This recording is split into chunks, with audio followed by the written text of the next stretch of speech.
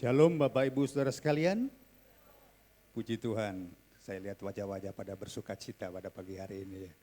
Mari kita siapkan hati kita, mari kami jemput untuk Bapak Ibu sekalian untuk bangkit berdiri. Kita satukan kita dalam hati untuk kita berdoa. Tapi sebelumnya mari berikan salam satu kiri kanan yang lain. Selamat untuk beribadah. Haleluya. Puji Tuhan. Baik. Mari sama-sama kita berdoa. Segala puji dan syukur kami naikkan ke hadirat-Mu Tuhan.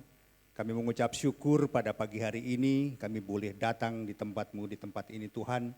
Kami mau beribadah untuk memuji, memuliakan nama-Mu. Kami percaya Engkau hadir di tengah-tengah kami pada pagi siang hari ini. Bersukacitalah senantiasa, tetaplah berdoa dan mengucap syukurlah dalam segala hal. Sebab itulah yang dikehendaki Allah di dalam Kristus Yesus bagi kamu. Terima kasih Tuhan, kami mengucap syukur, kami mau mulaikan ibadah ini, kami percaya yang datang dengan kelemahan Tuhan berikan kekuatan yang baru. Yang memberikan akan segala sakit penyakit Tuhan berikan kesembuhan.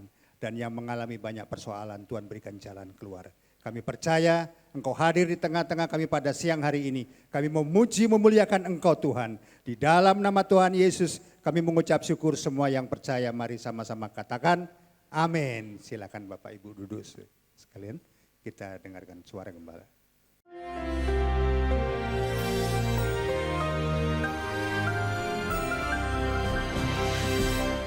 Shalom semua warga kerajaan yang diberikan otoritas oleh Kristus, yang menerima kuasa yaitu di langit, di bumi, ya, in heaven and on earth. Maka saudaraku, dalam Yakobus pasal 5 ditunjukkan how to exercise that authority. Bagaimana melaksanakan otoritas itu. Kalau ada daripada kamu yang menderita, biar aja berdoa. Karena koneksi dengan surga yang memberikan kita sukacita dan damai dan pertolongan. Kalau yang bergembira, malah dia memuji Tuhan, bersyukur padanya. Tapi kalau ada yang sakit, kalau perlu, yaitu memanggil penatua jemaat. Ada kingdom order di sini. Baiklah kita saling mendoakan, tetapi ada orang-orang tertentu yang ditaruh di atas kita. Suami atas istri, bapak atas anak-anak, dan juga pemimpin rohani. Tetapi salah satu yang menghalangi exercise that authority kalau ada dosa. Sebab firman Allah berkata, doa yang lahir dari iman. Yang bisa mendatangkan yaitu kuasa ini adalah satu kata kecil tadi itu, iman itu. Pendeta Reinhard Bonnke, evangelis, dia berkata bahwa iman itu seperti sekering. Ya, seperti sekering saudaraku. Dan kalau sekering yang kecil itu tidak ada, maka seluruh kekuatan tidak bekerja. And that is faith. Kamu saling mengaku dosa, saling mendoakan supaya kamu sembuh. Nah ini, doa orang yang benar bila dengan yakin didoakan, sangat besar kuasanya. Seringkali orang mengutipnya salah, yaitu doa yang benar. Jadi itu dikira formulanya harus betul. Misalnya mesti doa Bapak kami dulu 100 kali gitu. Bukan, ini berbicara tentang the righteous man.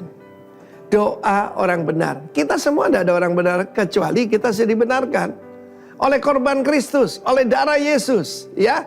Dan satu lagi, dengan yakin, tanpa ragu-ragu. Keragu-raguan seperti saya sampaikan minggu yang lalu, beberapa menyembah dia, beberapa ragu-ragu.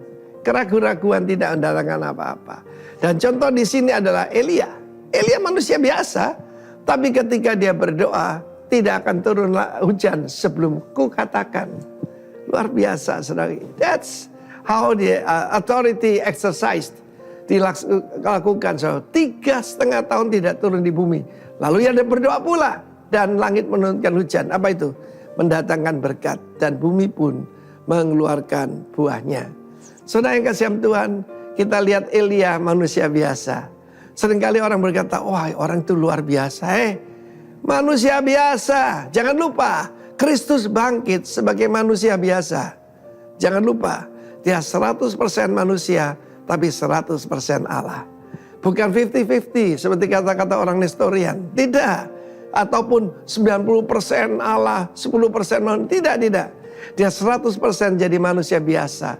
Dalam hidupnya sebagai manusia, dia mempersembahkan doa dengan ratap dan tangis dan keluhan kepada Dia, yaitu Bapa yang bisa sanggup menyelamatkan nyawanya karena dia takut akan Allah. Saya percaya orang yang takut akan Tuhan, orang yang benar, doanya luar biasa. Saya tidak ada waktu untuk bersaksi, tapi dalam hidup saya penuh dengan mujizat, bahkan menurunkan hujan berkat. Kiranya Tuhan memberkati kita semua. Pastikan saling mengaku dosamu supaya kita disembuhkan. Dan jangan anggap enteng kepenatuaan, karena itu adalah kingdom order daripada Tuhan. Barang siapa melawan otoritas, dia akan berhadapan dengan hukuman daripada Tuhan. Tapi siapa yang tunduk kepada otoritas yang Tuhan tetapkan, kesembuhan, pertolongan terjadi. Dalam nama Yesus. Amin. Shalom. Sekali lagi shalom. Selamat pagi, puji nama Tuhan. Bersyukur pagi ini kita di tempat ini, saudara, amin. Percaya Tuhan kita, Tuhan yang besar pagi ini, saudara, amin. Mari bangkit berdiri, kita beri tepuk tangan buat Tuhan kita yang ajaib. Kita percaya kuasanya dalam setiap kita pagi ini. Haleluya. Mari bersyukur, mari bersuka cita pagi ini. Karena kita percaya Tuhan yang besar itu ada dalam setiap kita pagi ini. Haleluya.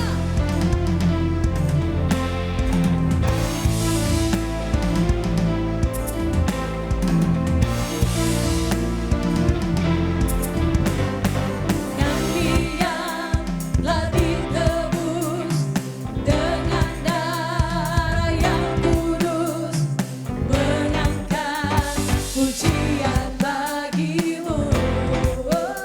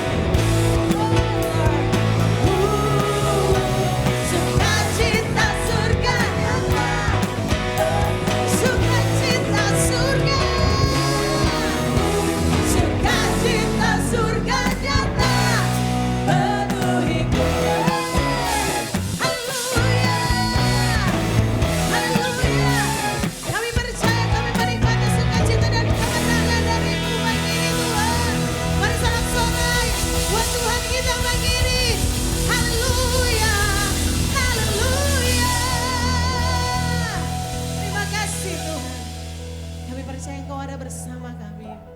Kuasa-Mu ada bersama kami, ada di dalam kami Tuhan. Dan kami akan sanggup melakukan segala perkara, bahkan yang tidak mungkin sekalipun. Terima kasih Tuhan.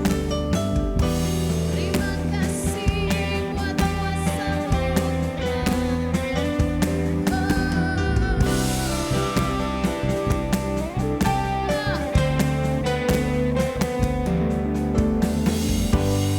Ku menyembah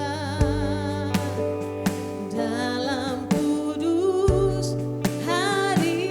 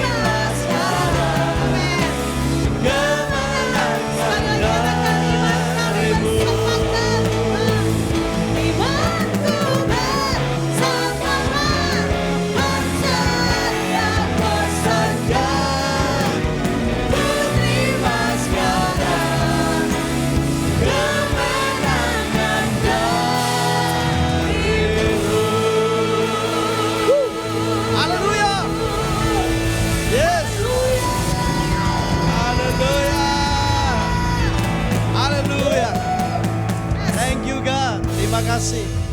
Amin. Kami tahu kami punya partner yang dahsyat, yang luar biasa. Biar mata kami dapat melihat betapa dahsyatnya Engkau Tuhan. Dan kami mau melibatkan seluruh kehidupan kami untuk masuk dalam kehendak dan rencana Tuhan. Bukan kehendak kami yang jadi, tapi kehendak-Mu yang jadi atas kehidupan gereja-Mu Tuhan. Biar Engkau dikenal, Engkau dipermuliakan melalui kehidupan gereja-Mu, setiap hamba-hamba-Mu. Ini waktunya untuk kami dengar firman Tuhan. Kami datang dengan hati yang lapar dan haus akan firman-Mu.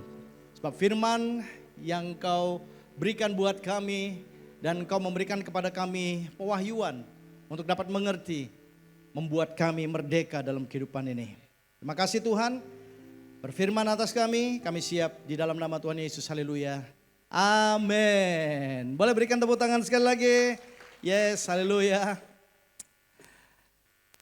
Sungguh luar biasa kalau hari ini saya dipercayakan untuk boleh melayani di tempat ini. Sebelumnya saya ingin mengucapkan terima kasih buat Bapak Gembala dan Ibu Gembala di tempat ini, Kak Jo dan Kak Ina dan juga seluruh elders yang ada di tempat ini. Saya Pendeta Gunawan Handoyo, saya mengembalakan di GBI Mataram Rock Ministry ya, yang ada di Pulau Lombok. Oke, saya akan menyampaikan apa yang menjadi tema kita dalam bulan ini. Saya berikan judul khotbah saya hari ini adalah kuasa untuk bermultiplikasi ya. Tolong dari multimedia ya, tolong dibantu tetap dengan yang pertama. Saya akan bahas poin yang berikutnya, lanjutan dari ibadah yang pertama tadi. Oke, tema kita di bulan April ini adalah the source of authority, sumber dari otoritas atau kuasa. Tidak ada satu orang pun yang tidak ingin memiliki kuasa, amin. Kuasa untuk bisa mengalahkan semua masalah dan tantangan yang kita hadapi. Semuanya ingin punya kuasa yang luar biasa. Ayatnya ada di dalam Matius 28 ayat 18. Mari kita buka dan kita baca sama-sama. 1, 2, 3. Yesus mendekati mereka dan berkata, "Kepadaku telah diberikan segala kuasa di sorga dan di bumi." Ini ayat yang luar biasa yang akan jadi perenungan kita kurang lebih 4 minggu ya dalam bulan April ini. Di sini Yesus menyatakan bahwa kepada Dia telah diberikan segala kuasa yang ada di sorga maupun yang ada di bumi. Kenapa Tuhan Yesus mesti harus menyampaikan ayat ini, menyampaikan pernyataan ini kepada murid-muridnya? Di dalam ayat 16 sampai dengan ayat yang ke-20, ini satu nats ini ya, satu perikop ini kita pelajari sama-sama. Di sana dikatakan bahwa murid-murid pada waktu itu mereka ada dalam keadaan tertekan dan Tuhan Yesus memberikan kepada mereka satu janji yang luar biasa. Oke, ya. Kita akan baca dalam ayat yang 16 sampai dengan ayat yang ke-20, kita full version. Ayat 16. Dan ke-11 murid itu berangkat ke Galilea, ke bukit yang telah ditunjukkan Yesus kepada mereka, ayat 17. Ketika melihat Dia, mereka menyembahnya. Tetapi beberapa orang ragu-ragu. Ya, kita baca ulang ayat yang 18. Yesus mendekati mereka dan berkata, "Kepadaku telah diberikan segala kuasa di sorga dan di bumi." Ayat 19. "Karena itu pergilah, jadikanlah semua bangsa muridku, dan baptislah mereka dalam nama Bapa dan Anak dan Roh Kudus." Ayat 20 baca sama-sama dengan suara keras. 1, 2, 3. "Dan ajarlah mereka melakukan segala sesuatu yang telah kuperintahkan kepadamu. Dan ketahuilah aku menyertai kamu senantiasa sampai kepada akhir zaman." Kalau kita melihat di sini ayat 16 sampai ayat yang ke-20 dari Matius 28 ini, Yesus menekankan tentang siapa dirinya, dan juga Yesus menyampaikan satu perintah untuk melaksanakan yang namanya amanat agung Tuhan Yesus. Apa yang harus disampaikan melalui amanat agung? Tentunya kabar baik atau yang kita kenal dengan sebutan gospel. Apa itu gospel? Gospel itu artinya adalah memahami dengan benar tentang kelahiran yang pertama, yang kedua kematian, yang ketiga adalah kebangkitan dan naiknya Tuhan Yesus ke sorga. Dan hal ini merupakan hal yang esensi atau mendasar dalam kehidupan kekristenan. Dalam perjalanan kita menuju keserupaan dengan Kristus. Kita harus mengerti bahwa goal setiap orang percaya adalah keserupaan dengan Kristus. Amin. Banyak orang kejar sorga, saudara. Pokoknya kita buat ini supaya masuk sorga. Sorga itu cuma bonus. Kenapa kita bisa layak ada di sorga? Karena kita kembali kepada keserupaan dengan Sang Pencipta kita. Kita tahu bahwa dosa ini merusak segala sesuatu. Dikatakan Adam diciptakan serupa dan segambar dengan Tuhan. Tapi dosa ini merusak semuanya. Oleh sebab itu Yesus datang untuk memulihkan kembali gambar diri yang hilang. Kualitas Allah atau kemuliaan Allah yang hilang akibat dosa. Nah, firman Tuhan yang Tuhan Yesus sampaikan di akhir daripada sebelum dia naik ke sorga, ini penting sekali untuk kita pegang, untuk kita laksanakan sebagai umat percaya. Tadi di ibadah pertama saya sampaikan kita akan bagi ayat 16 sampai dengan ayat 20 ini dalam 3 bagian. Yang pertama adalah Yesus meyakinkan para murid akan kuasanya. Ini penting banget ya. Ayat 16 sampai 18 di sana dikatakan bahwa murid-murid itu diperintahkan, 11 murid ya, diperintahkan untuk ke Galilea, salah satu bukit yang Tuhan tunjukkan. Ya, para ahli kitab berkata itu Bukit Zaitun. Oke, dan kemudian singkat cerita akhirnya Yesus menemui 11 muridnya di Galilea. Yang menarik di situ adalah di ayat 17, mereka 11 murid ini mereka menyembah Yesus. Tapi beberapa dari antara murid-murid ini ragu-ragu.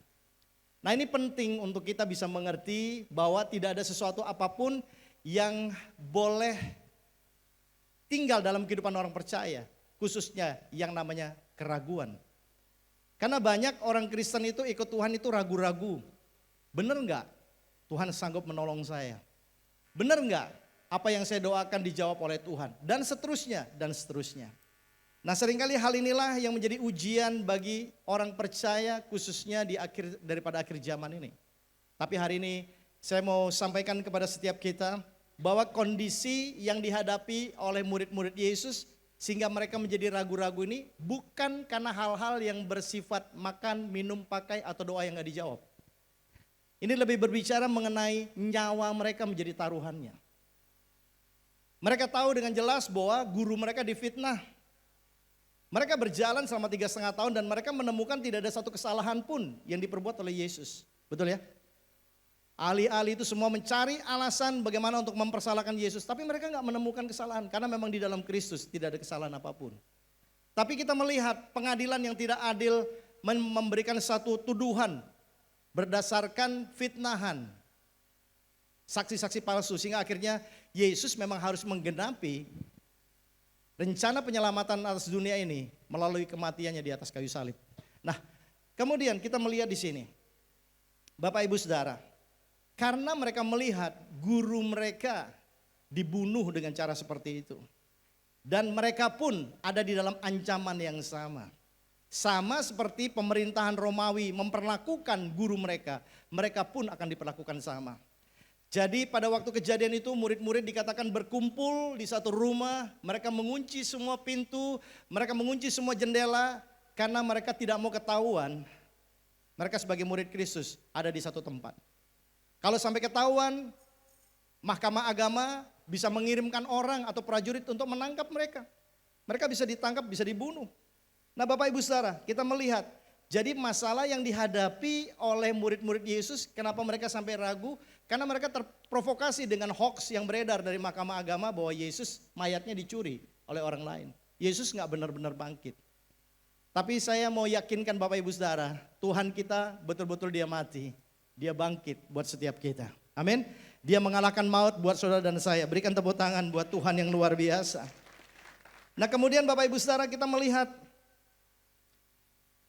di dalam ayat yang ke-18, Yesus menegaskan kepada murid-muridnya bahwa di tangan dia ada kuasa atas segala sesuatu yang ada di sorga maupun yang ada di bumi. Hal ini bicara tentang, kalau bicara sorga, bicara tentang kekekalan. Amin. Ya, bicara tentang kuasa di bumi, ini bicara tentang power yang Tuhan berikan, yang memampukan kita untuk tetap mengaku Yesus sebagai Tuhan di tengah tantangan seperti apapun. Kita perlu kuasa ini, Dan Yesus menegaskan kepada murid-muridnya, kamu jangan takut. Kalau aku sampai diperlakukan seperti ini, ya kamu juga harus siap-siap. Makanya setiap orang percaya untuk bisa menjadi murid Kristus, kita harus mengerti ada dua hal kita harus lewati, kita harus kerjakan adalah sangkal diri dan pikul salib. Yang mengerti katakan amin. Ya. Jadi jangan dibohongi dengan pengajaran-pengajaran, kamu ikut Yesus, kamu gak punya masalah, kamu ikut Yesus, kamu semua doamu akan dijawab. Enggak seperti itu. Saya melihat ada begitu banyak pengajaran yang tidak berdasar, yang beredar di kalangan orang Kristen. Sehingga begitu mereka menghadapi masalah, mudah bagi mereka untuk kemudian mempersalahkan Tuhan dan menyangkal iman mereka. Bukan menyangkal diri mereka, tapi mereka justru menyangkal iman mereka. Sekali lagi Yesus menegaskan kepada murid-muridnya dan kepada setiap kita murid Kristus yang ada di tempat ini. Segala kuasa ada di tangan Tuhan kita. Amin. Kita nggak perlu takut, kita nggak perlu ragu. Nah, kita melihat di sini arti daripada kuasa. Ya, tadi saya sampaikan di ibadah pertama, bicara mengenai kuasa yang ada di sorga itu bicara tentang satu kuasa yang namanya otoritas kosmik. Otoritas atas segala sesuatu yang ada di langit. Yang sampai masuk kepada area yang namanya kekekalan. Dan kemudian yang kedua bicara tentang aspek apa? Masih ingat? Yang hadir ibadah pertama? Halo? Oke.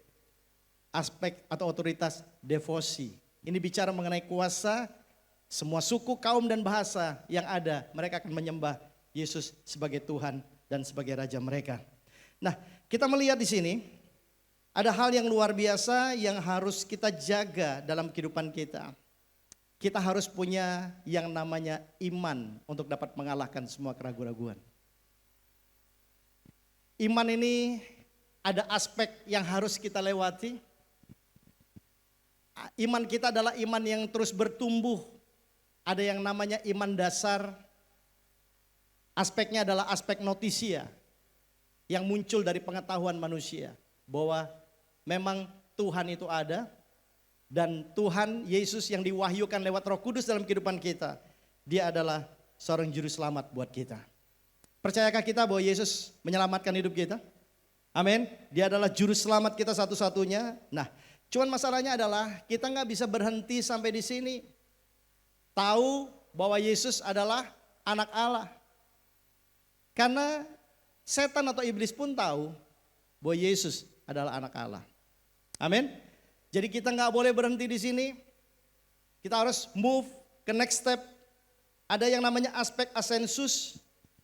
Ini masuk dalam level iman yang besar. Katakan bersama saya, iman yang besar. Di dalam Filipi 2 ayat yang kelima di sana dikatakan, hendaklah kamu dalam hidupmu bersama menaruh pikiran dan perasaan yang terdapat juga dalam Kristus Yesus. Bagaimana kita bisa mengalahkan tantangan-tantangan yang ada di luar kita? Semua kekhawatiran, semua ketakutan, semua keraguan-raguan. Kita harus bukan menaruh pikiran Kristus, artinya di sini adalah mengganti pikiran kita dengan pikiran Kristus. Kalau orang berkata begini, bagaimana kita bisa tahu pikiran Kristus? Firman Tuhan adalah pikiran Allah. Amin. Amin. Ada orang berkata begini sama saya, Pak, bagaimana caranya saya bisa dengar suara Tuhan? Baca firman Tuhan. Karena kita kadang-kadang ketemu dengan orang yang ngeroh ya. Dan kemudian mulai kira-kira Tuhan di sini, Tuhan berdiri di sini, di situ. Tuhan bisa lakukan itu semua. Tapi kalau orang bilang bagaimana Tuhan bisa bicara? Belajar dari firman Tuhan. Kita melihat Tuhan Yesus juga membangun satu relation yang luar biasa dengan Bapanya selama dia ada di muka bumi ini.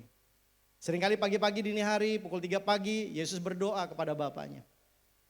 Ada satu relation yang khusus di mana Tuhan membangun satu hubungan dengan Bapanya.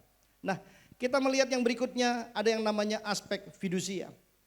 Aspek fidusia ini adalah level iman yang tertinggi atau iman yang sejati atau iman yang benar. Banyak orang cukup punya iman yang besar. Ya, ada seorang hamba Tuhan berkata begini, iman yang besar itu kita perlukan. Tetapi iman yang benar itu adalah begini. Waktu doa kita nggak dijawab, kita tetap percaya bahwa Tuhan itu baik, bahwa apapun yang akan Dia berikan adalah sesuatu yang terbaik. Nah, ini masuk di level atau aspek yang namanya fidusia. Ini penting sekali. Mempercayakan seluruh hidup kita kepada Kristus. Contoh yang sejati adalah Yesus dengan Bapanya. Yesus menunjukkan satu keteladanan yang luar biasa buat kita. Dia berkata, not my will, but your will be done. Bukan kehendakku, tapi kehendakmu yang jadi. Ini gak gampang. Kalau kita berdoa dalam kondisi konteks yang oke, ya mungkin pergumulan yang kecil, enggak. Yesus di Taman Getsemani itu bicara mengenai nyawa. Bukan bicara nyawa, kemudian mati, ditembak atau apa, semua mati yang mudah, enggak. Yesus bisa melihat semua proses kematian, ya. Bagaimana dia menyerahkan nyawanya lewat penderitaan yang begitu berat, yang luar biasa. Sebagai manusia 100%, Yesus bisa merasakan semua penderitaan itu. Dan itu gak gampang. Saudara bisa bayangkan begini, saudara bisa tahu sesuatu yang akan terjadi di depan saudara. Dan saudara bisa tahu apa yang saudara alami di dalam penderitaan seperti Yesus. Bukan bilang Yesus nggak tahu loh, setiap detik, setiap waktu, setiap proses yang akan dia alami.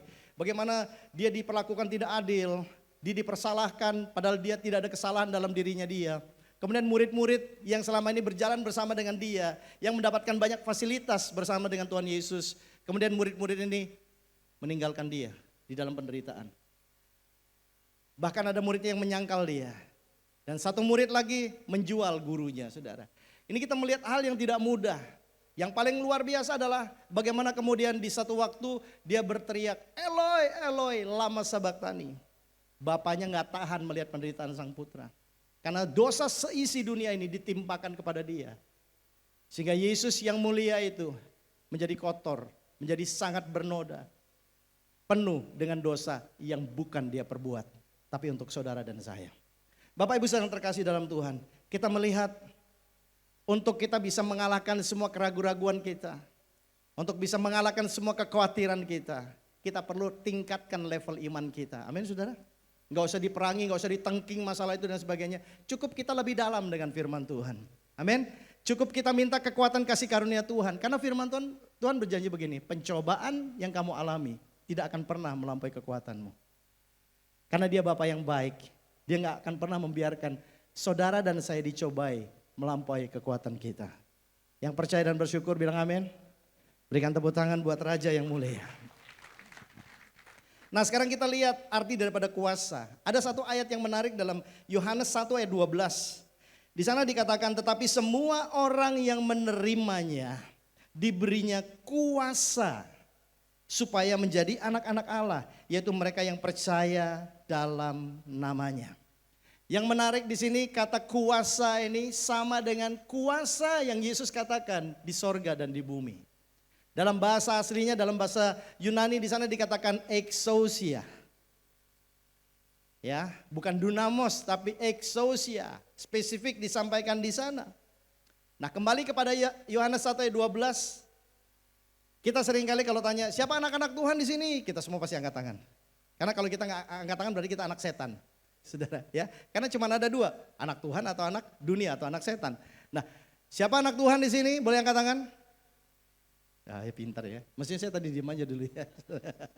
Berarti kalau bukan anak Tuhan, berarti ya anak yang satunya lagi. Oke, nah tapi yang menarik di sini, ada sebuah statement yang gini, untuk kita bisa menjadi anak-anak Allah, kita butuh ekousia.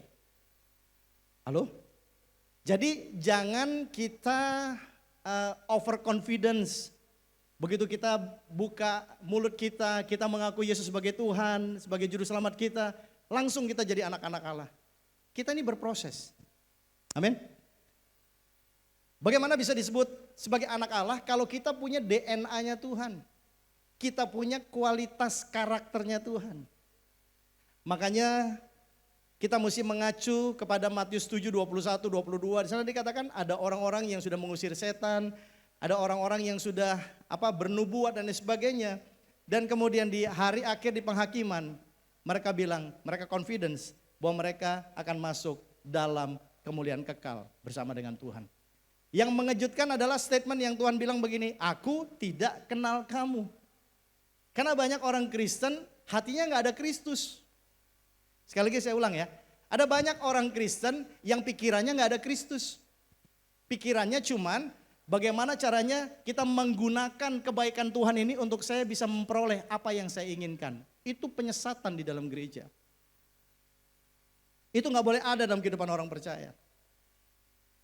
Karena kalau kita menghormati Tuhan, kita akan bicara begini, not my will, bukan kehendakku, tapi kehendak Tuhan yang jadi dalam kehidupanku. Mau baik, mau nggak baik, kita akan tetap tunduk dan taat kepada Tuhan. Amin. Eksosia ini apa? Eksosia ini artinya adalah hak istimewa. Katakan bersama saya, hak istimewa. Enggak semua orang terima hak istimewa ini.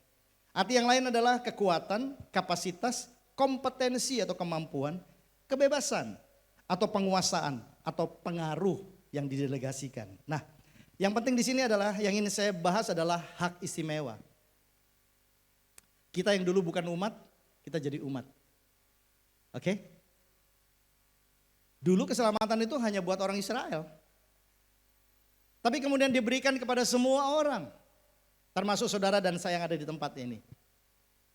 Hak itu kita nggak bisa tuntut atau kita nggak bisa cari dengan siapapun kecuali orang yang punya level lebih tinggi yang memberikan kepada kita otoritas itu. Dalam hal ini Tuhan. Nah, ada hal yang menarik di sini berkaitan dengan fasilitas yang Tuhan berikan kepada kita untuk kita bisa mengerti tentang hak istimewa atau exousia ini.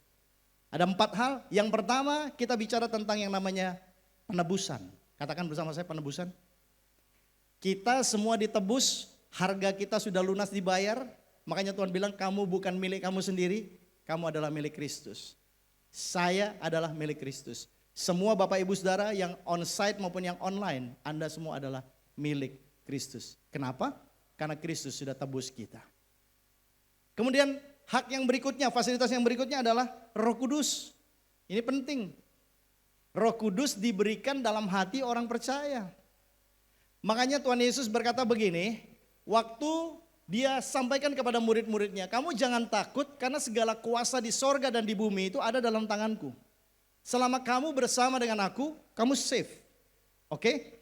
Kamu punya tantangan, kamu punya masalah, tapi kamu punya kekuatan yang melampaui semua tantangan yang kamu hadapi. Kita nggak pakai kekuatan kita yang terbatas, tapi Tuhan berikan kita hak istimewa. Tuhan berikan kita His power, supaya kita bisa tetap hidup di dalam kebenaran firman Tuhan. Nah, kita melihat waktu Tuhan Yesus menyampaikan hal ini, ada satu message penting yang Tuhan ingatkan untuk semua murid-muridnya. Di dalam Kisah Para Rasul 1 ayat yang keempat dan juga Lukas 24 ayat 49. Kita baca yang Lukas ya. Di sana dikatakan, tolong ditampilkan.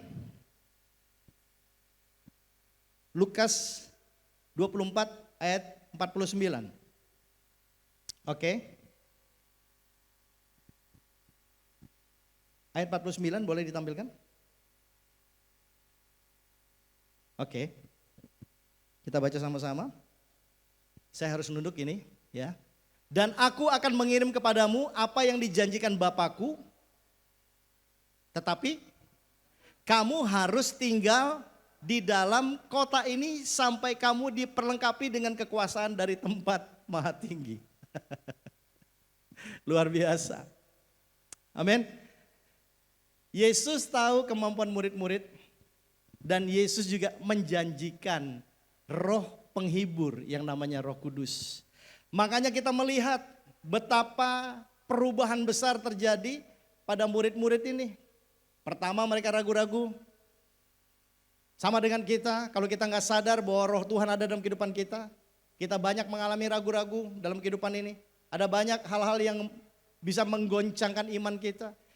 Makanya Tuhan berkata begini, kamu jangan meninggalkan Yerusalem sampai apa yang dijanjikan oleh Tuhan, kuasa itu bicara tentang pribadi Roh Kudus. Amin. Nah kita melihat satu perubahan yang signifikan terjadi.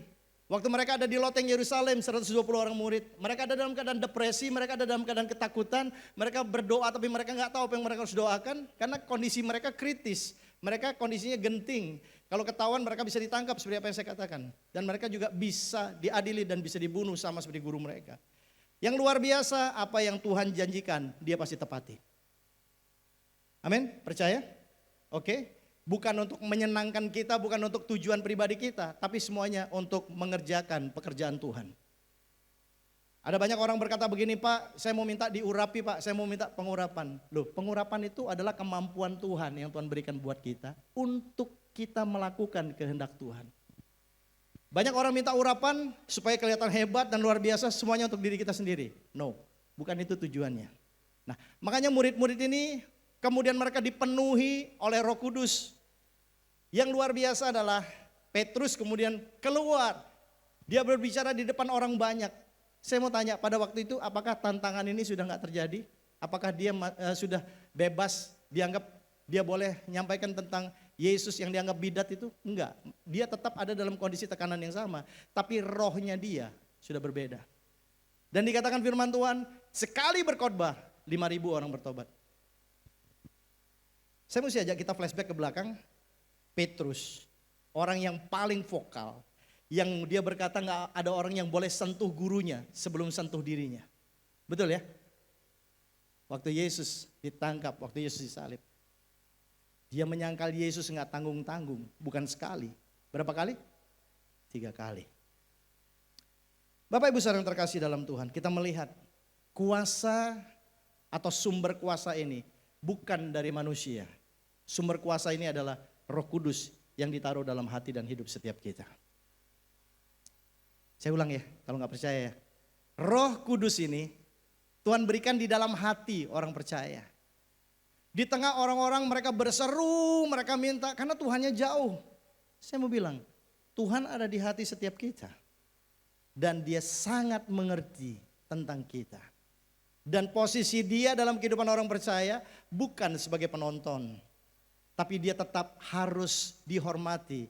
Dan dia berfirman dan firmannya harus kita kerjakan dalam kehidupan ini. Inilah yang membuat hidup kita menjadi progresif. Oke? Setiap orang Kristen harus mengalami yang namanya progresif. Tapi ada aliran yang mengaku sebagai Kristen progresif. Itu penyesatan saudara. Itu saya bicara tentang sekte atau aliran. Tapi kalau bicara tentang pertumbuhan, setiap kita harus progresif. Amin. Bertumbuh semakin menyerupai Kristus dari hari ke hari. Karakter kita dirubah. Sifat-sifat kita yang tidak baik dirubah. Kenapa? Karena kita mencontoh dari guru agung kita, dari Tuhan kita yang namanya Tuhan Yesus Kristus. Nah, Bapak Ibu saudara yang terkasih dalam Tuhan, kita melihat di sini. Begitu Roh Kudus dicurahkan, perubahan terjadi. Waktu kita melibatkan Roh Kudus dalam seluruh aspek hidup kita, maka hikmat dari Tuhan akan diberikan buat kita. Kita bisa melihat dengan baik, jangan seperti murid yang berjalan berdua, ya salah satunya bernama Kleopas dalam Lukas 24 ayat 14 sampai 16. Nanti Bapak Ibu Saudara boleh baca di rumah. Mereka lagi stres, mereka berjalan berdua, mereka saling curhat bahwa Tuhan mereka mati dan lain sebagainya. Bagaimana mungkin Tuhan yang membangkitkan orang mati, dia mati. Mereka lost hope, mereka kehilangan pengharapan. Karena mereka berpikir Tuhan mereka sama dengan Tuhan yang lain. Saya mau kasih tahu kepada Bapak Ibu Saudara, Tuhan saudara dan saya adalah pencipta langit dan bumi ini. Amin. Dia adalah Alfa dan Omega. Tidak ada suatu apapun yang dapat menghalangi atau dapat dibandingkan dengan dia. Jadi jangan ukur semuanya dari kekuatan kita. Kenapa kita bisa down? Karena kita menilai Tuhan sama dengan kemampuan kita. Kalau kita nggak bisa, berarti Tuhan kita nggak bisa. Saudara, jangan salah. Kehadiran Tuhan itu merubah segala sesuatu dalam kehidupan kita. Nah, kita melihat dan Tuhan menyampaikan tentang amanat agung yang luar biasa. Yesus memberikan kepada murid-muridnya exousia, memberikan kepada mereka satu pengharapan yang pasti. Dan kemudian kita melihat jika amanat agung yang intinya terletak pada pemuritan ini, itu merupakan perintah dari Tuhan Yesus yang memegang kuasa di sorga dan di bumi, maka amanat agung adalah sebuah perintah yang harus dilakukan bukan sekedar sebuah program atau pilihan dalam sebuah gereja. Ada banyak gereja yang berkata begini, ayo kita laksanakan amanat agung, ayo kita menginjil dan sebagainya. Itu bagus. Tapi sudahkah kita memulai hati kita dengan Tuhan tanpa keraguan-raguan sama sekali? Kita percaya dan kita mempercayakan seluruh hidup kita kepada Tuhan. Kalau tidak, saudara, tantangan di depan kita tuh gak main-main. Kita butuh eksosia. Kita butuh kompetensi dari Tuhan. Kita butuh supaya mata kita bisa dicelikan. Sama dengan 2 orang murid yang berjalan ke Emmaus. Waktu Yesus bergabung sama mereka, mereka gak tahu, mereka gak kenal bahwa itu Yesus. Padahal mereka udah berjalan bukan hitungan hari, bukan hitungan bulan. Tahunan mereka berjalan dengan Yesus. Mereka melihat, mereka kagum. Gak ada apapun yang Tuhan Yesus tidak bisa perbuat. Dan saya mau sampaikan kepada Bapak Ibu Saudara yang saya kasihi. Gak ada sesuatu apapun yang Tuhan kehendaki dalam kehidupan kita yang gak bisa terjadi. Aduh, yang amin sedikit banget ya. Bukan pendeta gila amin enggak, tapi kalau kita nangkep sesuatu dan kita sebutkan amin itu sesuatu yang memberikan kepada kita spirit atau dorongan. Amin. Yes. Dia hidup. Tuhan saudara dan saya adalah Tuhan yang hidup. Dia bisa berbuat hal-hal yang luar biasa di dalam kehidupan kita. Oleh sebab itu kita mesti hargai ini. Nah, ada satu hal yang menarik di sini dalam Markus 16 ayat 17 sampai 18. Kita baca. Tanda-tanda ini akan menyertai orang-orang yang percaya. Mereka akan mengusir setan-setan demi namaku. Mereka akan berbicara dalam bahasa-bahasa yang baru bagi mereka. Ayat yang 18. Mereka akan memegang ular. Dan sekalipun mereka minum racun maut, mereka tidak akan mendapat celaka. Mereka akan meletakkan tangannya atas orang sakit dan orang itu akan sembuh. Saudara, ini yang kita perlukan. Jujur? Oke? Karena kalau ini bekerja dalam hidup kita pasti akan jadi pendeta yang top. Atau hamba Tuhan yang top. Apalagi kalau bisa sembuhkan orang sakit, aduh saudara. Saya pernah punya pengalaman pribadi, ada orang blocking jantungnya 95% dan harus operasi. Dan saya nggak kenal orang ini, ya karena waktu COVID itu, ya Pak Hence, dia waktu COVID. Kemudian saya dikenalkan dengan teman, boleh nggak doain? Oke, doain. Waktu doain video call, ya karena kita nggak bisa kan social distancing. Dan saya percaya waktu saya sedang bicara, ya dia pakai masker oksigen karena kesulitan nafas ya. Besok pagi jam 9 dia harus di bypass saudara. Bukan pasang ring lagi, harus bypass.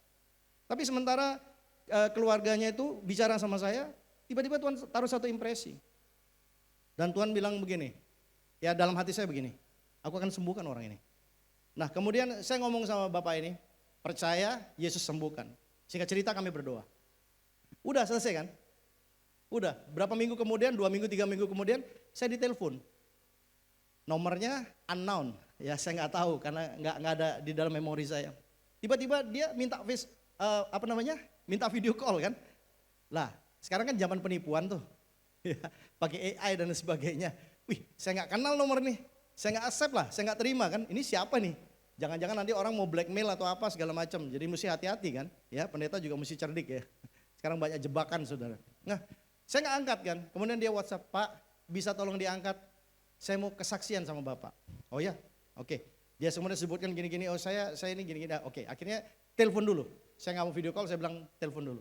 Dan kemudian dia cerita, Pak Bapak ingat 3 minggu yang lalu, 2 minggu, 3 minggu yang lalu. Siapa ya? Dan kemudian dia cerita, singkat cerita, orang ini ternyata disembuhkan Tuhan.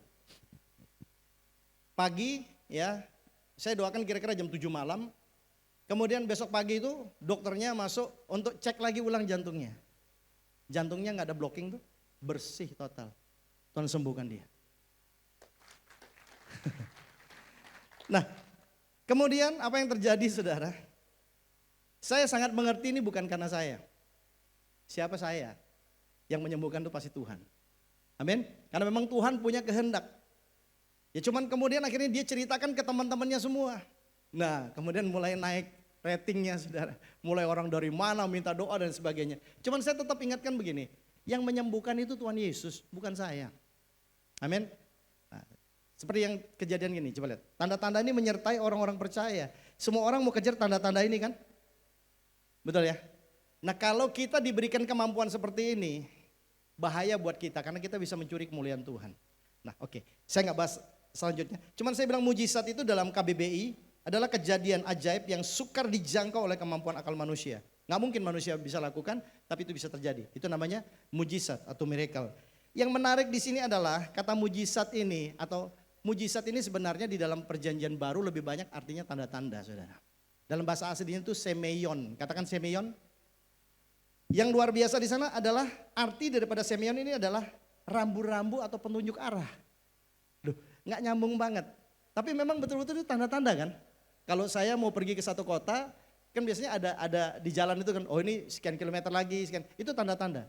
Bapak Ibu Saudara, ketahuilah bahwa semua tanda-tanda dan mujizat ini penting. Karena kita melihat perjalanan pelayanan Tuhan Yesus dipenuhi dengan tanda-tanda ajaib dan mujizat. Amin. Orang sembuh, ya orang kerasukan roh jahat dilepaskan. Semua itu bicara tentang tanda-tanda ajaib yang manusia nggak bisa buat. Sampai orang bilang begini, yang begini belum pernah kami lihat. Ya, karena itu Tuhan yang jadi manusia. Dan dia dengan kuasa otoritas dia bisa lakukan apa saja. Nah, masalahnya adalah yang di sini dikatakan bahwa rambu-rambu ini tujuannya apa sih? Tanda-tanda ini, semua hal-hal yang terjadi dalam kehidupan kita ini Tuhan izinkan terjadi dengan satu tujuan supaya kita sampai pada tujuan akhir kita, yaitu keselamatan kekal di dalam Kristus dan keserupaan dengan Kristus. Oke? Di sini ngerti ya? Kita semua hidup dengan tanda-tanda. Saudara bisa bernafas hari ini, semua itu tanda ajaib. Kita nggak bersyukur kenapa? Ya karena kita nggak pernah ngalamin masalah dengan jantung kita. Tapi buat orang-orang yang saya doakan mereka punya masalah dengan jantung, mereka punya masalah dengan ginjal, mereka harus cuci darah sampai kemudian Tuhan sembuhkan dan sebagainya. Saya bilang mereka mengerti betapa pentingnya, mereka butuh mujizat itu, ngerti maksudnya ya? Tapi kita harus mengerti bahwa mujizat ini bukan hanya di level jasmani kita. Mujizat yang paling besar adalah anak manusia itu jadi Tuhan dalam kehidupan kita. Dan dia adalah sumber dari semua kuasa yang ada dalam kehidupan kita. Oleh sebab itu jangan pernah ragukan. Masalah apapun pasti akan terjadi dalam kehidupan kita. Kita punya banyak struggle, kita punya banyak tantangan. Bersyukurlah. Sebab dengan cara seperti itu Tuhan bisa demonstrasikan kuasanya dalam kehidupan setiap kita. Amin. Ya, jadi tanda-tanda ini menyertai orang percaya, semua orang percaya di tempat ini, tanda-tanda ini akan menyertai setiap kita dengan tujuan bukan untuk hal-hal yang di dunia ini. Tujuannya supaya kita bisa mencapai goal yang Tuhan mau. Apa yang Tuhan bilang begini, di mana aku berada, di situ kamu pun akan berada. Coba lihat camat di kiri kanan saudara, camat. Ya coba lihat, lihat. Bisa dengar saya, coba lihat kiri kanannya. Ya, bilang kamu camat. Calon mati. Loh serius. Loh, enggak, kadang-kadang iblis itu dia buat seakan-akan kita itu immortal gitu, enggak mungkin mati. Makanya kita hidup dalam dosa, kita pikir wah hidup saya masih panjang dan sebagainya. No. Kita enggak tahu hari esok. Amin. Kalau firman Tuhan ini sampai buat kita hari ini, kalau kita masih mengeraskan hati, kita minta biar hati kita dilembutkan, ambil keputusan. Amin saudara, kita butuh kuasa ini. Kita butuh penyertaan daripada Tuhan, 100%. Ya, kita nggak bisa buat apapun di luar Tuhan. Bahkan dikatakan di luar Tuhan, kamu tidak bisa buat apapun. Nah, sekarang kita melihat setelah Tuhan Yesus bicara kepada murid-muridnya, meyakinkan mereka, kamu nggak perlu ragu, aku sudah bangkit dari kematian. Kamu nggak perlu takut. Nah, kemudian yang kedua adalah Yesus mengutus para murid di dalam ayat 19 sampai dengan ayat 20a dari Matius 28. Kita baca. Karena itu pergilah, jadikanlah semua bangsa muridku dan baptislah mereka dalam nama Bapa dan Anak dan Roh Kudus. Wow, saudara. Begitu Tuhan Yesus memberikan konfirmasi, kamu gak perlu takut, Tuhan berikan tugas. Kata karena itu penting banget. Itu kalimat sambung dari ayat 18. Jadi ayat ini tidak berdiri sendiri. Sekali lagi saya bilang, kita percaya di sini bahwa Tuhan Yesus hidup, amin. Kita percaya dia berikan eksosia buat setiap kita. Nah sekarang dengar, karena itu pergilah. Jadi semua yang ada di tempat ini, kita gak hidup buat diri kita sendiri. Murid-murid gak hidup buat diri mereka sendiri. Mereka waktu datang kepada Yesus, mereka dapatkan satu pewahyuan. Mereka melihat Yesus yang mereka sembah, guru mereka hidup. Mereka kemudian rohnya dibangkitkan. Iman mereka kemudian dicas ulang saudara. Dan kemudian mereka mengerti, sejak saat itu mereka punya satu visi yang jelas untuk hidup mereka. Yang mengerikan buat orang Kristen adalah mereka hidup untuk diri mereka sendiri. Padahal sekali lagi saya bilang, kita ini sudah ditebus. Harga kita udah lunas dibayar. Jadi muliakanlah Tuhan dengan tubuh kita. Dengan semua potensi yang Tuhan berikan buat kita. Saya berdoa semua di tempat ini nggak ada yang jadi jemaat biasa-biasa. Saya cuman partisipan Pak. Ya saya cuman, enggak. Di jemaat di Mataram saya selalu dorong mereka. Potensi apa? Karunia apa yang Tuhan berikan? Pertanggungjawabkan. Layani Tuhan. Lakukan semuanya seperti untuk Tuhan dan bukan untuk manusia. Karena kalau cuma datang ke gereja, cuma duduk, diam, pulang. Saudara, kita nggak akan pernah bisa bertumbuh. Amin. Siap? Siap melayani Tuhan? Nggak harus jadi pengkhotbah di sini, nggak harus. Semua orang ada punya bagian masing-masing. Temukan itu. Dan poin yang kedua, Yesus mengutus para murid. Keren banget. Oke? Dan kemudian ayat yang 20a. Dan ajarlah mereka melakukan segala sesuatu yang telah kuperintahkan kepadamu. Ini perintah yang luar biasa. Yang menarik di situ ada kata kerja. Pergilah. Oke? Jadikanlah. Kemudian baptislah. Ajarlah. Wow, saudara. Semua ini kata kerja partisip. Tetapi ada hal yang luar biasa begitu bicara tentang pemuridan. Itu Yesus pakai kata kerja imperatif. Dalam artian begini, itu sebuah kalimat perintah. Jadi waktu saya renungkan ayat ini 19 sampai 20 ini, apa sih intinya? Intinya adalah pemuridan. Katakan bersama saya pemuridan. Oke? Ya. Jadi inti daripada amanat agung ini sebenarnya bukan yang pertama adalah penginjilan, bukan. Tapi pemuridan. Karena di dalam penginjilan ini harus ada pemuritan.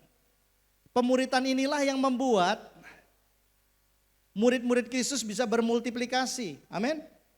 Halo? Bayangin dari 12 orang murid, saya ketemu dengan murid-murid Tuhan yang luar biasa yang ada di Rock Makassar. Tepuk tangan dulu dong. Udah sekian miliar dari all generation, saudara bisa hitung. Ada sekian miliar manusia. Dan saya tahu, saya dipanggil bukan cuma jadi hamba Tuhan. Saya dipanggil jadi murid Kristus. Supaya saya juga bisa memuridkan, bisa memultiplikasikan kehidupan Kristus melalui hidup saya. Murid-murid semua, Petrus, setelah mereka ketemu, mereka dipenuhi dengan Roh Kudus, mereka mulai berfungsi. Dan mereka mulai membangun komunitas-komunitas. Di gereja lokal kami di Mataram, saya bilang ada jemaat yang cukup banyak. Tapi yang saya akui sebagai jemaat yang sungguh-sungguh, mereka mau sungguh-sungguh jadi murid adalah mereka yang terhisap di dalam komsel. Kalau mereka nggak terhisap dalam komsel, ya mereka datang, mereka jadi partisipan. Masih pergumulan buat saya karena masih ada 50% daripada jemaat itu yang belum terhisap dalam komsel. Komsel kita sekarang ada sekitar 80 sampai 90 komsel. Ya for case satu orang satu komsel 12 sampai 15 orang. Tapi belum semuanya masuk dalam komsel. Kenapa? Karena kita harus belajar yang namanya pemuridan. Dimuridkan dan memuridkan saudara. Amin. Ya saya bukan mempermalukan saudara, saya cuma bilang komsel ini penting saudara. Bangun komunitas ini penting banget. Gereja akan bisa bertumbuh dengan kuat kalau mereka bisa membangun komunitas yang sehat, yang bertumbuh ke arah Kristus. Kita lihat jemaat yang mula-mula, ini contoh jemaat yang paling ideal. Mereka yang berkelebihan, mereka berbagi. Nah itulah yang sebenarnya yang saya bilang menjadi goal buat setiap kita sebagai orang percaya. Kita dipanggil bukan menjadi pribadi yang pasif. Nggak ada. Iman itu bicara tentang pisteuo. Itu bicara tentang kata kerja aktif. Harus terus bertumbuh. Nah dari pertumbuhan kita ini, kita juga memberikan dampak, memberikan pengaruh buat orang-orang yang ada di sekitar kita. Malah kami punya parenting, saya bilang begini, sebenarnya pemuritan itu dimulai dari family. Dari keluarga. Setuju? Ya, orang tua punya tanggung jawab untuk mendidik anak-anaknya. Bawa mereka untuk baca firman Tuhan, bawa mereka untuk doa bersama, bangun fellowship, ke gereja bareng-bareng, menyembah Tuhan bersama-sama. Dan kemudian mereka punya time to talk gitu, ya personal untuk mereka bisa ngobrol orang tua dengan anak-anak. Dan saya bilang kalau anak-anak muda mereka dapatkan firman Tuhan yang cukup untuk modal mereka, kita bisa percaya di tengah pergaulan yang begitu rusaknya hari-hari ini, kita masih bisa merasa aman. Kenapa? Karena mereka punya fondasi yang kuat di dalam Kristus. Amin. Serius, Bapak Ibu Saudara yang punya anak-anak, saya kasih tahu, ini tugas yang mulia yang Tuhan berikan buat kita. Jangan bilang itu, oh nanti sekolah, kepala sekolah, guru-guru. Enggak saudara, anak-anak itu learning by seeing. Lihat kelakuan bapak mamanya gimana. Yang lucu, ada salah seorang pekerja, dia bilang, Pak Gembala tolong dong sampaikan ke anak saya. Kebetulan anaknya ini di usia kayak gisi ya, gitu. Supaya rajin beribadah, gitu. Terus nggak usah saya ngomong sama anaknya. Saya bilang sama bapaknya, Anda sendiri ibadahnya gimana? Iya Pak, soalnya saya sibuk. Ya, kamu nggak bisa suruh anakmu rajin untuk datang ke gereja ibadah sungguh-sungguh kalau kamu nggak jadi contoh. Halo? Siap jadi contoh? Siap jadi display? Siap jadi rock, representative of Christ Kingdom? Kalau ini terjadi saudara, kemuliaan Tuhan akan dinyatakan atas kota ini. Amin. Dan itu tanggung jawab setiap kita yang ada di tempat ini. Jangan lempar tanggung jawab. Amin. Nah, kita melihat di sini. Jadikanlah semua bangsa muridku. Wow. Pemuritan ini bicara dua hal sederhana, bicara tentang membaptis dan mengajar. Karena itu baptislah. Ya, saya mengingatkan di sini, banyak orang mungkin anggap baptisan itu cuma main celup-celupan gitu aja. Kita bukan teh. Kalau teh itu ada namanya teh celup, bukan. Pak, ada jemaat Pak, jemaat baru udah saya celup Pak. Enak aja. Kamu pikir dia teh? Bukan, kita mesti ngerti esensi daripada kata baptizo itu baptisan. Baptisan itu adalah sebuah sakramen kudus, nggak main-main. Sebelum mereka dibaptis, ya kan, kita mesti berikan teaching yang benar kepada mereka. Bahwa kalau kamu memberikan dirimu dibaptis, ingat ya, Tuhan Yesus memberi dirinya dibaptis loh. Ya kan, dia datang kepada Yohanes betul ya. Dan kemudian saudara lihat, apa tanda, baptisan ini bukan main-main Pak. Bukan, baptisan ini adalah tanda atau metrai kepemilikan Kristus. Dengan kata lain begini, waktu kita memberi kita dibaptis, kita mau meninggalkan semua kehidupan kita yang lama. Makanya pemurid harus mengerti, pemuridnya juga harus dibaptis lebih dulu. Ngerti ya? Jadi kita itu mengerti dengan baik, kita mau dibaptis dengan catatan begini loh. Bukan karena ikut-ikutan teman, tapi karena saya mengerti benar-benar Tuhan itu sangat berharga dalam hidup saya. Dan saya mau hidup mengikuti Tuhan apapun yang terjadi. Dengan kata lain, sorga bilang begini, mulai hari ini Pak Arnon waktu dia dibaptis, Pak Hence waktu dibaptis, dia bukan lagi milik dunia. Itu seperti satu permakluman buat semua musuh. Bahwa dia adalah milikku kata Tuhan, sekarang sampai selama-lamanya. Makanya kemudian habis itu gak cukup, setelah dibaptis kemudian harus diajar. Kadang-kadang bukan hanya dihajar. Loh serius, saya ini dihajar berkali-kali. Karena saya belajar, saya punya iman ini fluktuatif. Saya belajar bertumbuh, progresif ke arah Kristus. Kadang-kadang saya bisa salah kan, saya dihajar. Saya belajar, tapi saya belajar untuk terus merendahkan hati saya kepada Tuhan. Nah Bapak Ibu Saudara, inilah yang saya katakan, mengajar ini masuk dalam proses yang namanya discipleship, pemuritan. Kita harus masuk di sini nggak bisa. Pak yang penting saya udah Kristen. Enggak, itu enggak, bukan begitu. Orang Kristen itu hidupnya pasti memberikan dampak. Orang Kristen itu ada Kristus di dalamnya. Kalau ada Kristus di dalamnya, berarti ada hati dan pikiran Tuhan di situ. Bisa ngerti? Oke, jangan ngaku Kristen. Kalau nggak ada pikiran Kristus, pikirannya cuma pingin kaya, pokoknya biar bagaimanapun saya punya duit banyak, caranya segala macam, menghalalkan segala cara. No. Hartamu tidak akan bisa menyelamatkan engkau. Yang menyelamatkan engkau adalah Yesus Kristus yang mati dan dia bangkit. Dia naik ke sorga, sediakan tempat buat kita. Amin. Oke, ya. Jadi sekali lagi saya menghimbau, nggak berani memaksa ya, Pak Ence. Nanti saya dimarah, oke. Cuman saya menghimbau dengan kata-kata yang lebih lembut ya. Padahal pengen maksa sih sebenarnya, saudara. Benar saya bilang, kalau saudara nggak masuk di dalam proses ini, kita nggak kemana-mana dan kita nggak jadi siapa-siapa. Ada orang bilang begini, Pak, saya nggak mau, kalau misalnya Pak, saya takut saya nanti menyinggung orang lain. Lah, saya bilang memang proses. Amin. Banyak orang kemudian mereka mengasingkan diri, merasa mereka kudus. Nggak ada. Nggak boleh. Kita dipanggil untuk kita berkomunitas. Untuk kita saling membangun satu dengan yang lain. Gimana mau bangun kalau nggak ada orangnya coba? Nggak bisa. Bagaimana saling menajamkan kalau kita nggak dalam proses seperti itu?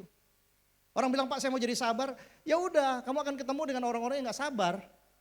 yang bisa bikin engkau naik darah gitu. Tergantung darahmu mau naik sampai kemana. Ya kan, kita mesti buat hal seperti itu proses. Duh, saya mengembalakan ini kasih karunia Tuhan 19 tahun. Saya ketemu dengan orang dengan berbagai macam jenis tipe yang kadang-kadang saya nggak pernah. Ternyata ada manusia model kayak begini di dunia ini.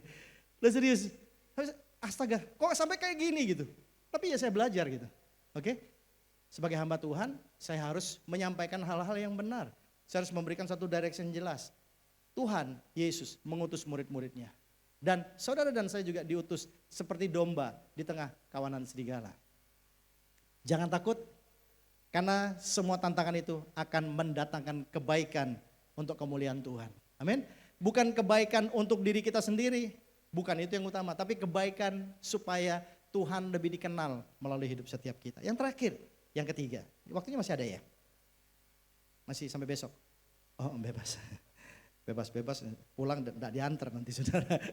Ya pulang sendiri aja, kelamaan khotbahnya gitu. Oke, poin yang ketiga adalah Yesus menjanjikan penyertaannya, ayat 20b. Dan ketahuilah aku menyertai kamu senantiasa sampai kepada akhir zaman. Kita ada di akhir pada akhir zaman. Tuhan bilang begini, aku menyertai engkau. Tahukah Bapak Ibu Saudara, disertai oleh Tuhan lebih berharga dari emas, perak dan segala sesuatu. Oke, saudara lihat, Musa itu adalah orang yang dipanggil untuk membawa bangsa yang tegar tengkuk ini untuk mereka masuk ke tanah perjanjian. Ada satu situasi di mana bangsa ini memberontak kepada Tuhan. Betul ya? Sampai Tuhan mau habisi satu bangsa ini. Lihat.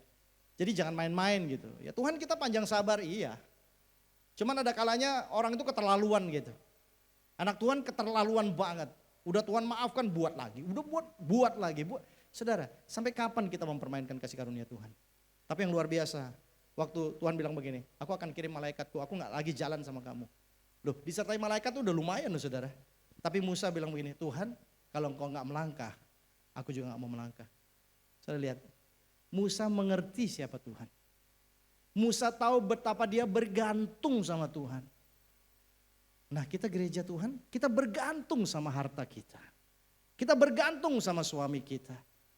Ya, saya nggak bilang bahwa semua itu nggak penting gitu saudara. Tapi kita mesti lihat levelnya saudara.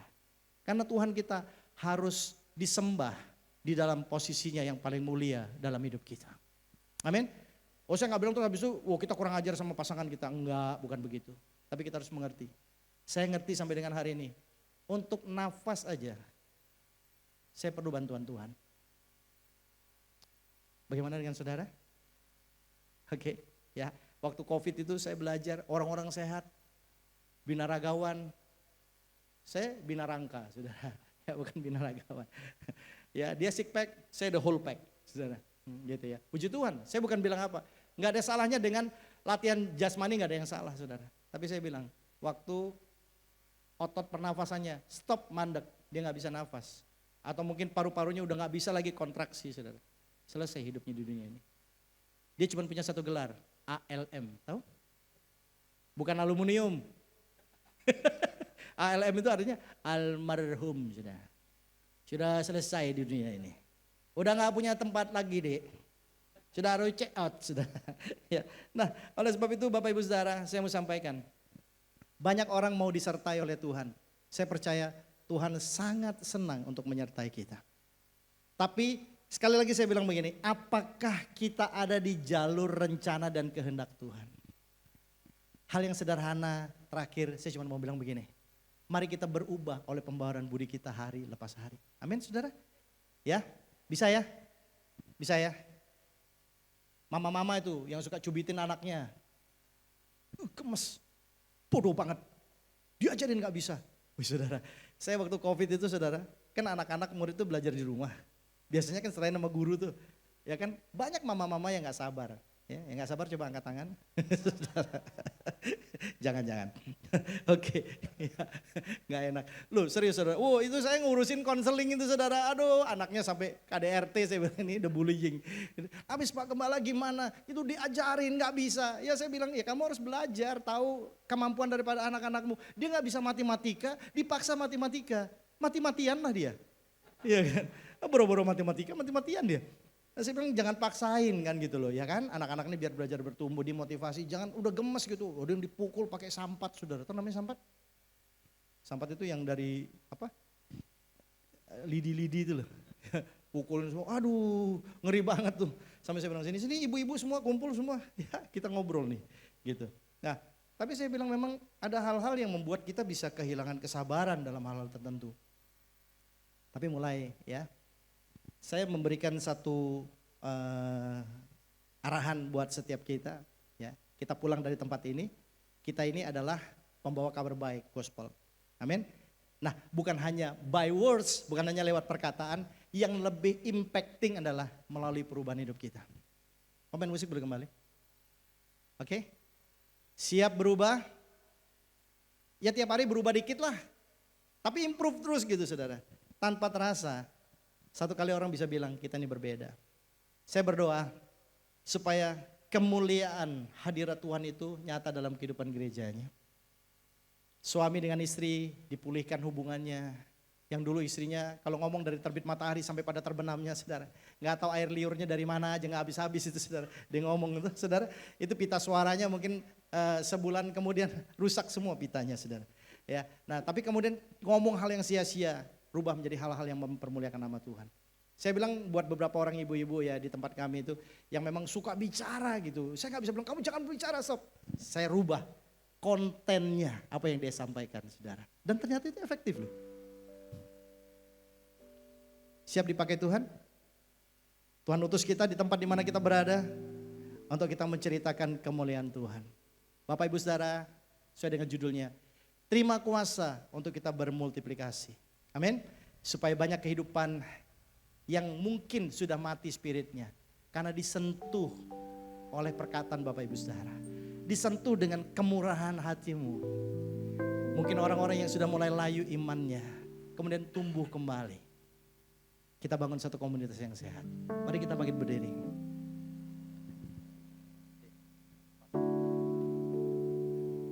Kuasa-Mu terlebih besar, Tuhanku terlebih besar. Tak pernah terlambat janji-Mu ya Tuhan, menolong hidupku. Kuasa-Mu terlebih besar, Tuhanku terlebih besar. Tak pernah terlambat janji-Mu ya Tuhan, pulihkan hidupku.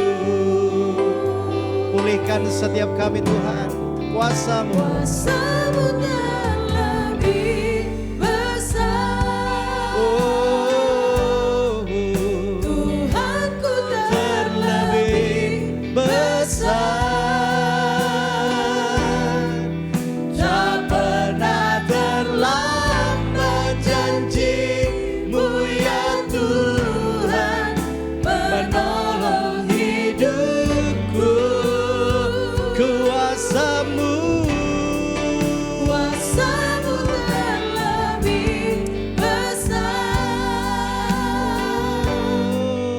Tuhanku terlebih besar. Tak pernah terlambat janji-Mu ya Tuhan, pulihkan hidupku. Saya ajak semua angkat tangan. Kuasa-Mu. Yes, lebih besar dari semua masalahmu. Tuhan, Engkau terlebih besar. Angkat semua ketakutan, kekhawatiran dalam hati setiap kami. Tak pernah terlambat. Oh yes.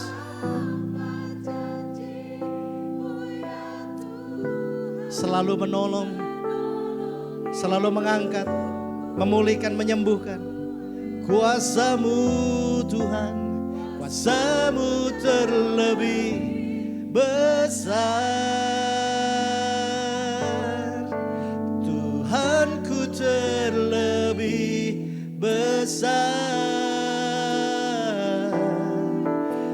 Tak pernah terlambat janji-Mu ya Tuhan, pulihkan hidupku.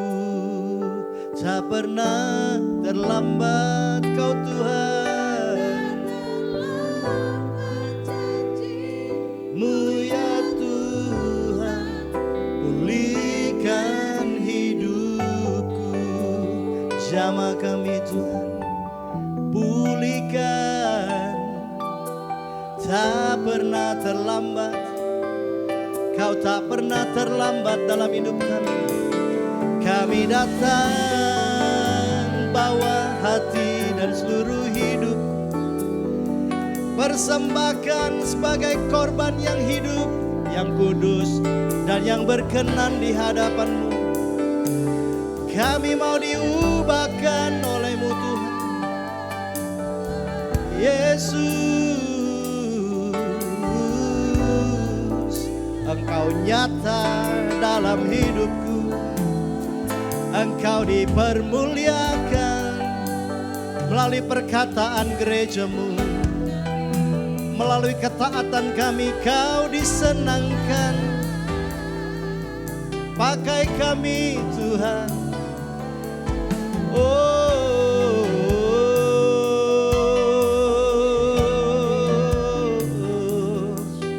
Kami terima kuasa-Mu, kami terima hak istimewa sebagai anak-anak-Mu.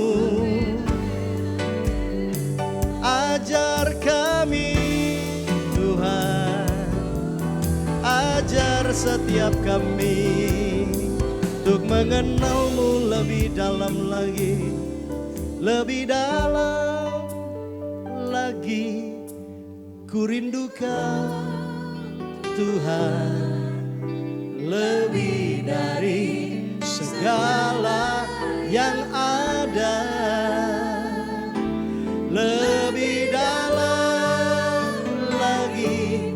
Ku cintakan Yesus, ku semua sama-sama lebih dalam, lebih dalam lagi. Ku rindukan Tuhan lebih dari segala yang ada, lebih dalam lagi. Ku rindukan Yesus, ku mengasihi-Mu, ku mengasihi-Mu, ku mengasihi-Mu, ku mengasihi-Mu.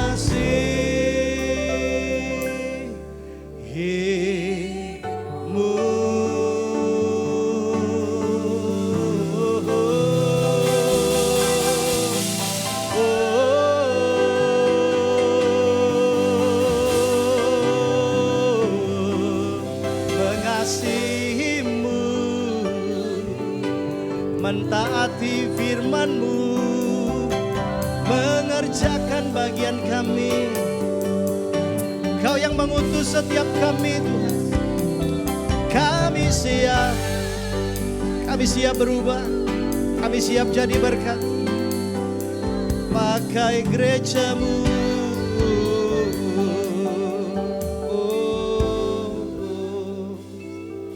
Terima kasih Tuhan. Hamba-Mu sangat terbatas untuk dapat menjelaskan betapa dahsyatnya kasih dan kemurahan Tuhan dalam kehidupan kami. Tapi biar Roh Kudus meteraikan firman ini di dalam hati setiap orang yang percaya. Dan kami mengerti panggilan yang mulia yang Tuhan berikan buat kami. Kami akan mulai bukan dari menuntut orang lain berubah, tapi dari kehidupan kami lebih dulu. Tuhan, kami akan berproses, kami akan berprogres. Supaya semua orang yang dekat dengan kami, mereka bisa merasakan perubahan kehidupan kami. Semua karakter-karakter yang salah Tuhan, kami mau ganti dengan kebenaran firman Tuhan. Perkataan yang membangun, perkataan yang menolong, perkataan yang memberikan inspirasi. Perkataan-perkataan hikmat Engkau taruh buat seluruh hamba-hamba-Mu di tempat ini. Kami mau setia dengan perkara yang kecil Tuhan. Jauhkan kesombongan dari hidup kami. Jauhkan sifat egois dari hati kami Tuhan. Tapi kami semua melakukan semuanya dan kami menyenangkan hati Tuhan. Sehingga goal daripada hidup kami menjadi serupa dengan segambar dengan Engkau Tuhan. Itu terjadi atas kehidupan setiap kami. Engkau layak dipermuliakan. Engkau layak mendapatkan yang terbaik. Penyembahan yang terbaik. Bukan lewat nyanyian, tapi lewat harmoni perubahan hidup setiap kami. Engkau dikenal, engkau dipermuliakan, engkau disenangkan. Terjadilah itu di dalam nama Tuhan Yesus Kristus. Juru selamat kami, penembus kami, penolong kami yang hidup. Kami berdoa, kami perlalaskan semuanya. Haleluya, amin. Tuhan Yesus memberkati kita semua. Shalom Bapak Ibu. Ya, Bapak Ibu diberkati semua, amin. Amin, puji Tuhan. Terima kasih untuk pastor yang men-sharingkan firman, kami semua diberkati. Terima kasih untuk pelayanannya Pak, semakin dipakai Tuhan dengan luar biasa. Amin. Baik, kita akan memberikan persembahan. Sebelumnya mengingatkan saja bagi Bapak Ibu yang baru pertama kali hadir di tempat ini, kita ada 3 cara memberikan persembahan.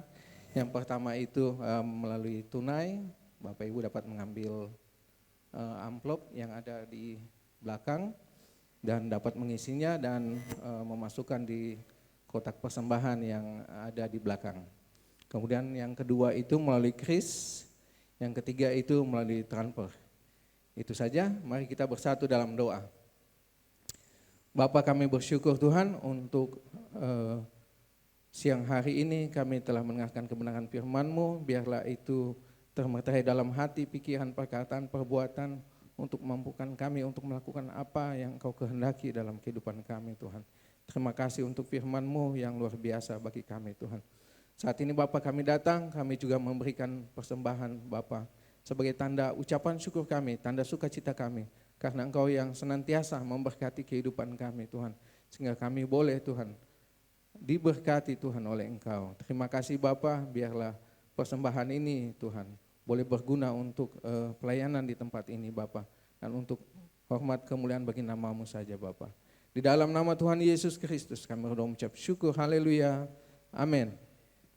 Puji nama Tuhan, saya persis setiap kita berkati bagi saudara, amin.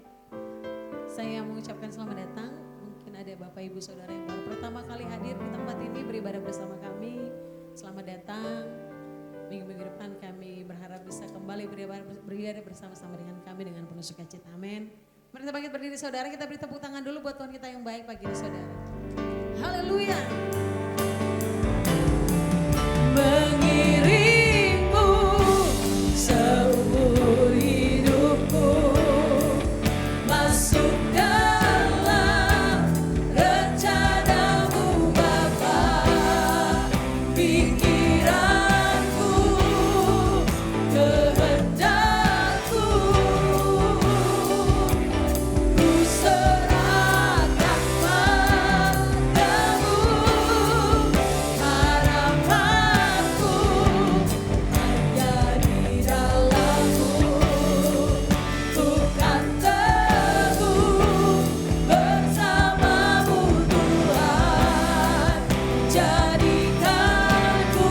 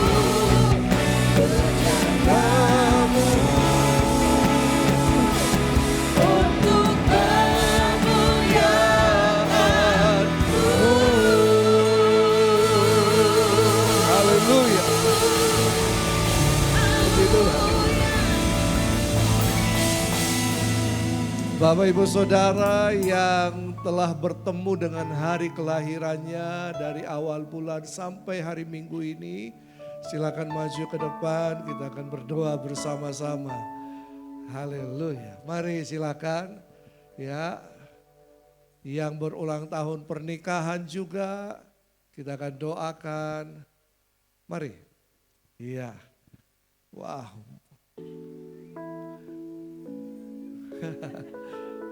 Pak Yosafat, silakan. Eglon, Bro Eglon ada? Mari. Ya, kita akan berdoa. Rona ya. Oh ya, silakan. Wow.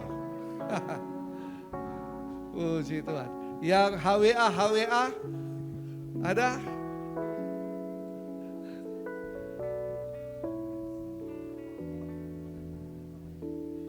Enggak ada ya? Oke, mari kita arahkan tangan kita memberkati ya saudara-saudara kita yang berulang tahun di bulan ini sampai dari awal sampai pertengahan bulan ini. Kami berdoa, kami melepaskan anugerah Tuhan, kuasa Tuhan atas kehidupan mereka. Biar roh, jiwa dan tubuh mereka terpelihara sempurna dan mereka menjadi pelaksana kehendak Allah di muka bumi ini. Dan lewat kehidupan mereka, nama Tuhan dipermuliakan. Lewat kehidupan mereka, kerajaan Allah dinyatakan di muka bumi ini. Tuhan pakai hidup mereka, Tuhan pakai kehidupan mereka, rumah tangga mereka, keluarga mereka, mengalami kasih karunia Tuhan. Dan janjimu ajaib terjadi dalam kehidupan mereka. Dalam nama Tuhan Yesus, Pak, diberkati Pak Yosafat, diberkati Juan, diberkati Pak Rudi, diberkati Jeriel, diberkati Ibu Mary, diberkati Rona, dan mereka mendapatkan kasih anugerah Tuhan. Terima kasih Tuhan. Berbahagialah kamu, rukunlah kamu, ketahuilah bahwa Tuhan telah memperlengkapi engkau dengan kuasa dan otoritas daripada Tuhan. Berjalanlah dan bermultiplikasilah dengan itu. Diberkati hidupmu, diberkati hidup nikahmu, diberkati keluargamu, diberkati pekerjaan, usaha, studimu, apapun yang kau kerjakan untuk kemuliaan nama Tuhan, diberkati oleh Tuhan. Tangan-tanganmu menjadi tangan-tangan kesembuhan. Tangan-tanganmu menjadi tangan-tangan kelepasan. Perkataanmu perkataan yang memuliakan nama Tuhan. Perkataanmu adalah perkataan yang menyembuhkan banyak orang. Dan membawa banyak orang datang kepada Kristus. Dan hidupmu diberkati oleh Tuhan. Damai sejahtera, sukacita, kekuatan dan kesehatan. Dan sekali percaya Yesus tetap untuk selama-lamanya. Dalam nama Tuhan Yesus Kristus, yang percaya katakan amin.